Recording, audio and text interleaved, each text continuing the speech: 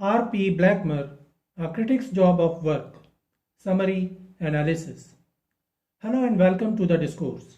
R. P. Blackmer was an American literary critic and poet, particularly associated with the New Criticism movement. His full name is Richard Palmer Blackmer.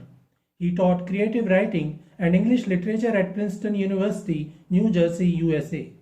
In 1935, Blackmer published his first significant work titled The Double Agent, Essays in Craft and Elucidation. He analyzed works of various poets including E. E. Cummings, Ezra Pound, and Wallace Stevens. He emphasized the importance of understanding the craft behind literary works, advocating for a close reading of texts.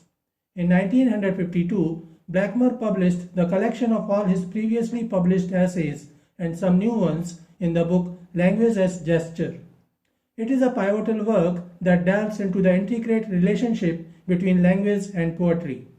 In his essays, Blackmer advocates for a close reading of texts, encouraging readers to appreciate the nuances of language. He critiques simplistic interpretations of poetry, arguing for a more sophisticated understanding that considers the context and subtext of literary works. One of the essays in Language as Gesture is A Critic's Job of Work, which is a fascinating exploration of the role and responsibilities of a critic in the literary world.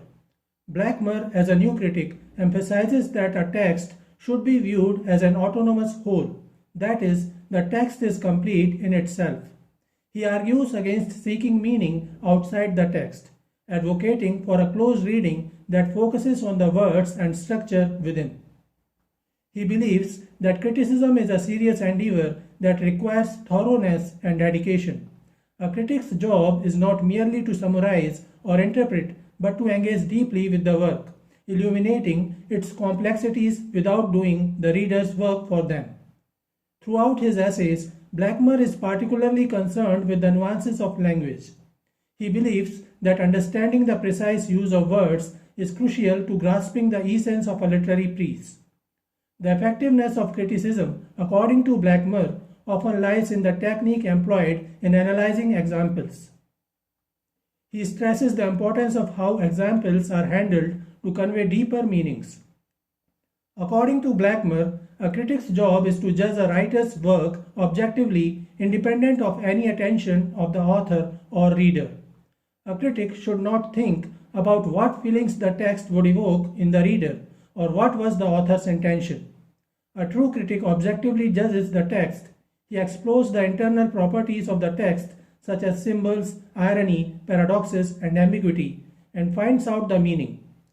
Blackmer distinguishes an amateur critic, a person who is learning how to critique, and a professional critic.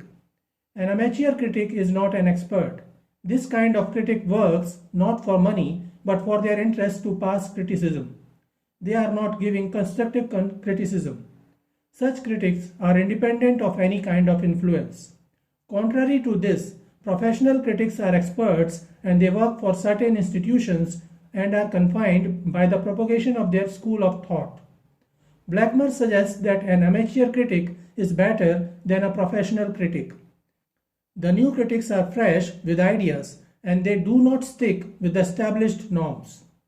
He supports amateur critics because they are independent of any kind of influence or biases, whereas a professional critic is already an expert and has an established way of working, confined by his school of thought and feelings, and they are going to critique in the same way.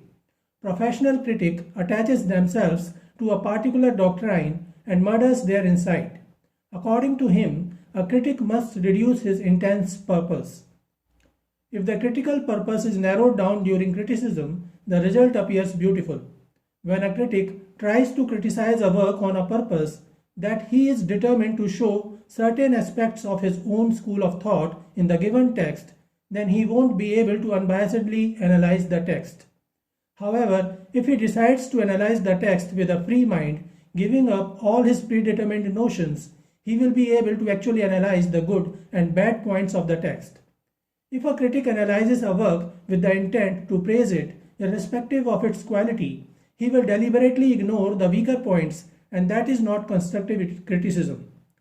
Blackmer says that an amateur critic uses his honest, intuitive power to analyze a work, while a professional critic uses his predetermined or set intensive purpose to analyze the same text. Like walking, criticism is a pretty nearly universal art. Both require a constant, intricate shifting and catching of balance. Neither can be questioned much in the process, and few perform either really well.